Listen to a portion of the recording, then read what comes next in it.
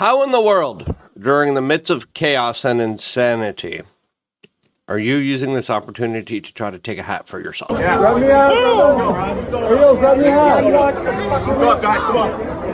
Let's go up, guys. I don't know. Let's go. I have no idea. Let's go. Come on, guys. What? Yeah, as the situation now just continues to get stranger and stranger, as Steven Crowder just released new ATF documents that were sent to him, as the FBI has released now numerous statements, particularly highlighting some larger questions, whether or not this was a professional hit job. Automatically, when I first saw this, my conclusions were this was my kind of gut instincts to say that it was. Now some people are saying it was Israel. Some people are saying it's Ukraine. Some people are saying no, it's Antifa. It's left-wing trans ideology. Who's really responsible here? Well, we're getting closer, as there are a lot of things that I think some people are just getting absolutely wrong. We're going to go over that, as well as all the latest information laid out in front of us, where we're going to look at it, analyze it, and then kind of make our own type of assumptions, while also going along and telling you about the official version of events that we are of course, being told here. Anyone else having a hard time going to sleep last night, as this lunatic is still on the loose? The FBI director yesterday announced that he has apprehended the suspect, and then later, a couple hours ago, to the bewilderment of everybody else, said, kidding, kidding, whoopsie, sorry guys. As FBI is still working with law enforcement, trying to ascertain who this lunatic was, that now we're getting the details of allegedly jumped off a building, fled into a neighborhood, as officials say that they have good video footage of the suspect, as that video footage has not been released. Steven Crowder came out and released this just a few minutes ago, saying, "This morning, my team received an email from officers at ATF. The email includes a screenshot from what appears to be an internal message describing a weapon and cartridge located by the ATF and other law enforcement near the scene, as they described how at approximately 12:24, Charlie Kirk was shot. Agents responded immediately, as we are seeing that the suspect allegedly fired one shot from an elevated position on a rooftop in an adjacent building on the campus, and surveillance video shows the suspect jumping off and fleeing the area on foot. ATF and other law enforcement located an older model imported Mauser 30-06 caliber bolt action rifle wrapped in a towel in a wooded area near the campus. The location of the firearm appears to match the suspect's route of travel. The spent cartridge was still chambered, in addition to 3 unspent rounds at the top-fed magazine. All cartridges have engraved wording on them expressing transgender and anti-fascist ideology, highlighting how this is a leftist lunatic. As some people are saying, what if it was planted there? And again, that we're going to have a whole bunch of people saying a whole bunch of theories here. And until we get the final story, I think it's important to ascertain and to entertain all theories. An emergency trace has been submitted to the ATF SLC. It's working on leads generated by the trace. The firearm ammunition has been taken by the FBI for DNA analysis and fingerprint impressions. Upon completion of forensics, the firearm will be disassembled for additional importer information. Multiple people of interest having contacted or detained because of eyewitness testimony and review of video footage. The primary suspect is yet to be identified. ATF is assessing the investigation with multiple federal agents, local partnerships in case led by the FBI and Utah law enforcement. Now, it looks like the Wall Street Journal is also reporting this right now, as of course, just last week, we had a major trans incident, a very trans violent shot here, as it looks like the FBI is confirming some of those details to the general public that Steven Crowder originally released here, talking about a, quote, high-powered bolt-action rifle. We are and will continue to work nonstop until we find the person that has committed this heinous crime and find out why they did it. In my opinion, it's just wild that we still haven't caught this guy. Now listen, law enforcement isn't as effective as you think it is. Lots of homicides don't ever get really solved. No one really wants to talk about that. But, listen, Charlie Kirk wasn't a politician. He didn't have Secret Service protection. There's like 4 police officers there. Maybe I'm wrong. Maybe there were 6. But, like, the guy wasn't a politician. Like, yeah, he had threats. I get threats. Everyone in this industry gets threats. I just choose not to talk about it, not to elevate it, not to make it a big kind of thing here. No one thought this was happening. As this was also, I think, a part of whether on a low level or high level, a type of traumatizing event, a psychological event that is meant to be done in public for not just the spectacle, not just the trauma of it, but to push a more far sinister agenda that is absolutely crazy and destructive to talk about. I want to go over the 3 theories. I want to go over the 3 theories: Israel, Ukraine, Antifa. We'll go over those 3 theories in a little bit. This morning I can tell you that we have recovered what we believe is the weapon that was used in yesterday's shooting. It is a high-powered bolt-action rifle. That rifle was recovered in a wooded area where the shooter had fled. So the FBI laboratory will be analyzing this weapon. Yep. And again, it's pretty much what Crider says here. Now, this is, I think, the bigger revelation here, as the FBI says, yep, we have footage of this individual. The guy's still on the loose. Can the general public maybe help? I don't understand. I genuinely do not understand why we have a manhunt. We're looking for a person. And I don't know, maybe the FBI knows who this is. Maybe they have him located. I don't know. I could be wrong here. But my initial reaction is, let the people help. Let's find this person.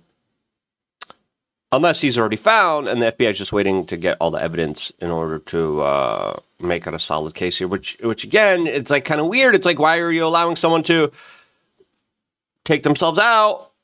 If that's the case, is that the case? That's weird. I think they don't know who this is. I think they have a sketch, but they should just say that. It's like, we don't know who it is. Like, I know there's a whole like big bravado at the FBI. Look, I'm tough. I know. Look, I got this. I have you. I protect you. And I'm like, the history of the FBI tells a different story. Okay. We were able to track the movements of the shooter.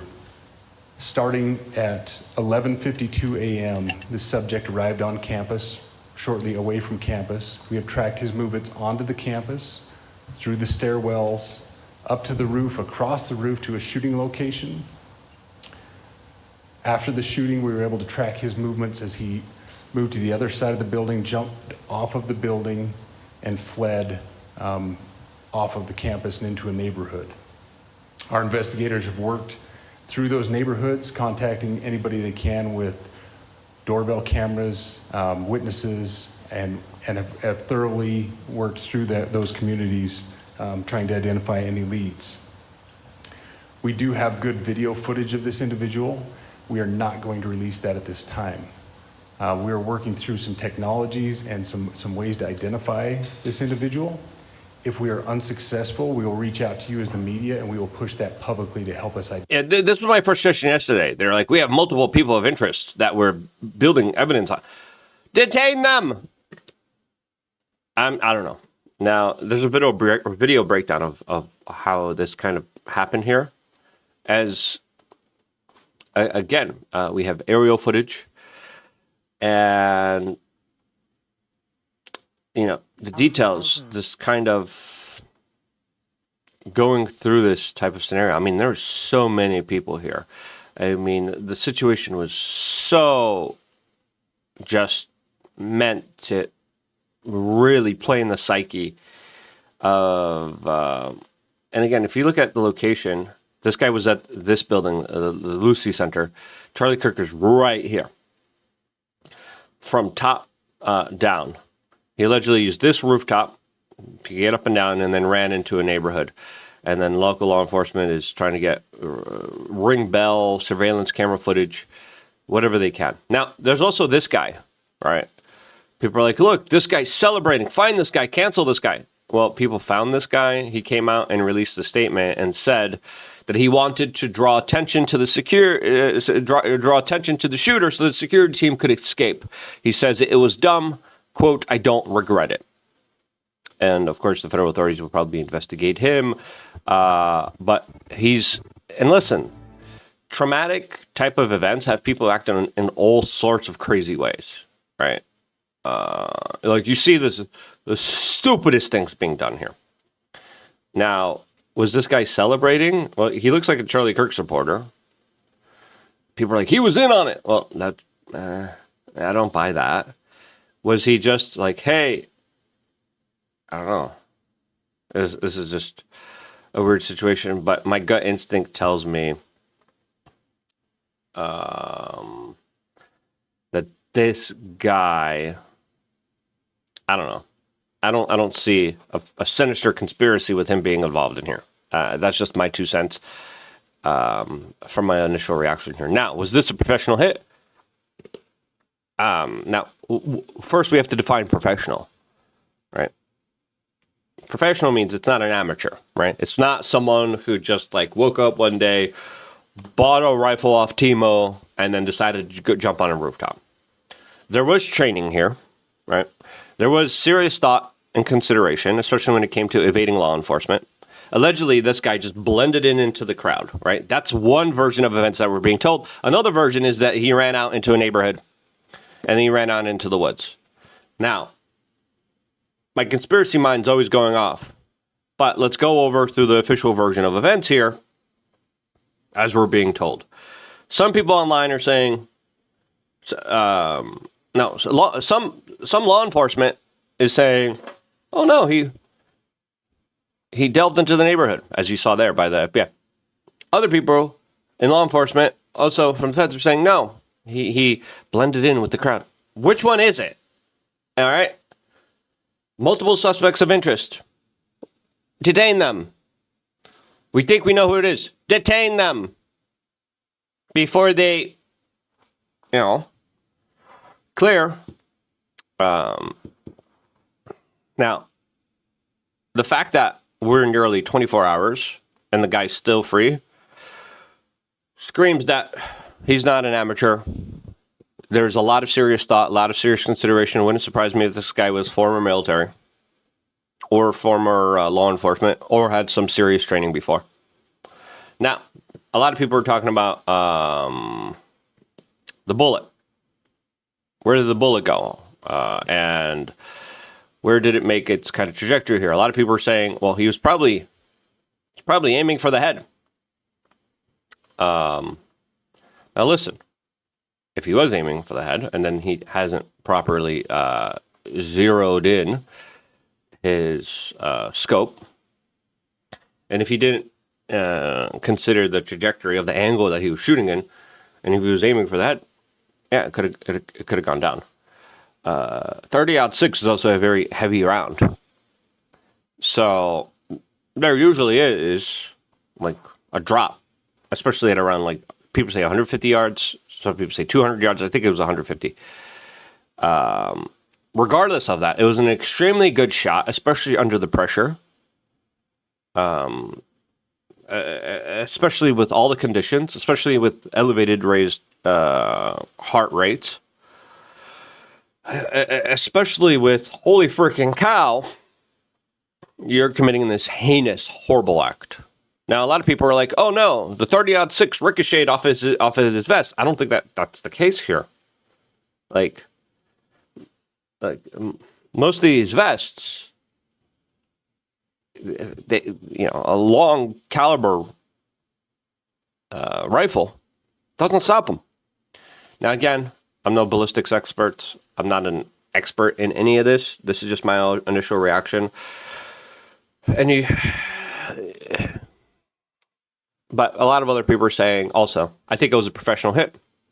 200-yard shot doesn't qualify him as a professional. The fact that he managed to elude law enforcement and an FBI manhunt this long while the president wants you in custody makes me think that it wasn't just a random soy jack. That's what I think. I think he also had help. I think he probably had some friends pick him up. I think he probably got on the road right away. What car did he get into? Law enforcement says that they know where, but like, okay, where is he now? Did he get on a jet? People are saying, I think we should entertain this theory here. Another person says, professional, designated fake shooter with pellet gun and other distractions. Well, that could have been just law enforcement being incompetent. And they got a report, oh, there's someone with a pellet gun, go get him. And then everyone makes a big kind of stink about it. The fact that the fact that Kash Patel was like, we got him. That's just 200-yard shot clear to the neck. Again, he was probably aiming for the head, which shows that it wasn't a professional sharpshooter sniper, right? If he was aiming for the head, that's the evidence that we need to ascertain here. Unless it was, and again, this is all theoretical, a professional got a job that was made to look a little sloppy. And then stuff was planted. Listen, I hate speculating on this stuff. I hope this guy gets captured, and I hope we get legitimate answers immediately. All right? That's what I hope. Let's stop with this nonsense. Listen, as soon as all of this happened, as soon as I saw the up-close footage, I was like, Charlie's gone. There's no chance of survival for Charlie. No chance. And I agree. As soon as I saw the huge amount of blood loss, I got on the phone with Tim. I was like, hey, man. Because Tim was like, hey, it's, he's unstable. He's in the hospital. It's going to, he's releasing a message. I'm like, dude, no. Like, I believe he died within 30 seconds. 30 seconds. Absolutely horrifying, terrifying, traumatizing images that are going to be left in many people's heads. Now, 2 fake shooters got arrested. They later were released. Shooter got away. That's the aspect here that I think highlights how there was a lot of prep work. Now, there's some people speculating it was Ukraine. Other people are speculating it was Israel. Listen, as of right now, there's zero evidence highlighting how it was Israel. Zero evidence highlighting how it was Ukraine. Zero. Circumstantial people who want it to be true are saying it's true. The evidence that we have for Antifa is now this rifle with these bullets etched on it, which, from a skeptical point of view, which I come from, I need more than that. I need a little bit more than that. Listen, law enforcement's very incompetent, but gosh, golly, come on. Get your ducks in a row here. So, again, theories upon theories, and the whole Israel thing is also pretty fascinating because, again, a lot of people are like, oh, yeah, Charlie was the biggest advocate for Israel. And again, there's some people say, oh, he questioned. He did. But when we take a perspective, he was the main guy that was de-radicalizing a lot of radicals. Let's just be honest with ourselves. Now, I think it's fair to argue that after this event, there's going to be a lot of people that are going to be radicalized from this, especially seeing just some of the unhinged monsters out there that are literally saying, yeah, we support this. There's people showing up to vigils being like, good, I'm happy he passed away. I don't know if we should make a separate video about these. You know what? I will. I'm going to make a separate video about this. Milo is on Twitter. And I think this is also an important time in the alternative media space to put aside all of our differences, put aside all the egos, and understand we're facing off against true demonic evil. We've got to get our shit together. I'm sorry for my French. I don't curse here on this channel. We got to get our ish together. And again, there's a reason I've been telling all my friends, hey, learn to defend yourself. Now, again, that would have been pointless, even here in this particular case with the sniper. I get it. But that doesn't mean that you shouldn't be prepared for whatever might be happening after this. Pray cooler heads prevail. Pray this divide stops. Pray that this escalation stops. Pray for America. Pray for Charlie. Pray for his family. I'm going to make a separate video about these insane people. So check that out. I love you guys. Stay tuned for more. All here on youtube.com/wearechange.